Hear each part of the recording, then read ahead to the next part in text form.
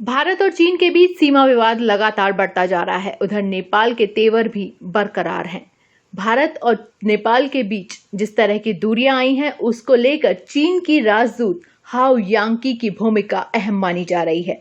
भारत के लिए नेपाल में चीन की राजदूत हाओ यांकी परेशानी का कारण बन गई है, क्योंकि नेपाल को चीनी खेमे में ले जाने की कामयाबी का सहरा इसी चीनी महिला राजदूत हाओ यांकी के सिर बांधा जा रहा है। जहां एक तरफ चीन के अधिकतर राजनयिक अपनी विदेश नीति के एजेंडे को अराजनयिक तरीके से आगे बढ़ाने की कोशिश कर रहे हैं, वहीं हाओ यांकी का तरीका बेहद अलग है। हिमालय की गोद में बसे इस छोटे से देश में उन्हें खूब मीडिया कवरेज मिल रही है।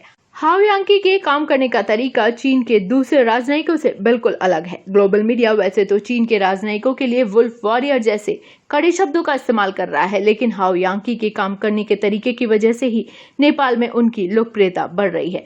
यहाँ तक कि सत्तारूढ़ नेपाल कम्युनिस्ट पार्टी में मचे घमासान के बीच यांकी की सक्रियता से कई तरह की आशंकाओं को बल मिलने लगा है। इतना ही नहीं, खुफिया रिपोर्ट्स में दावा किया गया है कि नेपाली पीएम देश में चीन की राजदूत हाओ यांकी के इशारे पर भारत विरोधी सभी कदम उठा रहे हैं।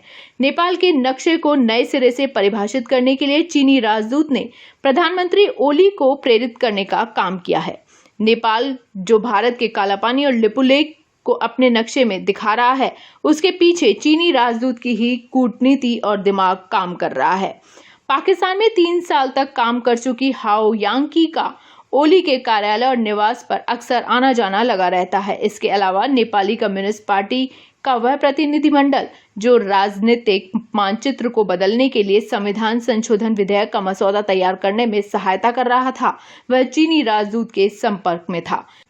चीन के विदेश नीति के रणनीतिकारों के इशारे पर काम कर रही चीनी राजदूत को नेपाल में सबसे शक्तिशाली विदेशी राजनयिकों में से एक माना जाता है।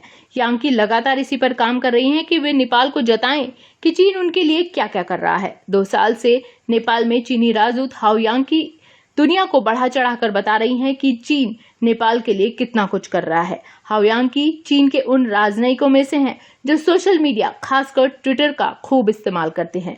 ट्विटर खुद चीन में प्रतिबंधित है, लेकिन चीनी राजनयिक चीन की छवि को बेहतर करने, उसकी आवाज को बुलंद करने और चीन की विवादित नीतियों का बचाव करने के लिए ट्विटर का खूब इस्तेमाल करती हैं। हाओ के ट्विटर पर 40,000 से ज्यादा फॉलोअर्स हैं। वो उन सब को हमेशा याद दिलाती रहती हैं कि चीन और नेपाल के रिश्ते कितने गहरे हैं। कभी कभी वो नए साल की मुबारकबाद देती हैं, तो कभी फिल्मों की टिकट को तोहफे में देती हैं, कभी बहुत ही कलात्मक तरीके से खींचे गए पोर्ट्रेट्स, कभी अपने साथियों के गुस्से वाली ट्वीट को रीट्वीट करती हैं।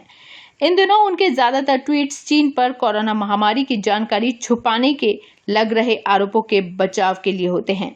इसके अलावा वो कोरोना महामारी के दौरान नेपाल को चीन से मिल रही मदद के बारे में भी खूब ट्वीट करती हैं।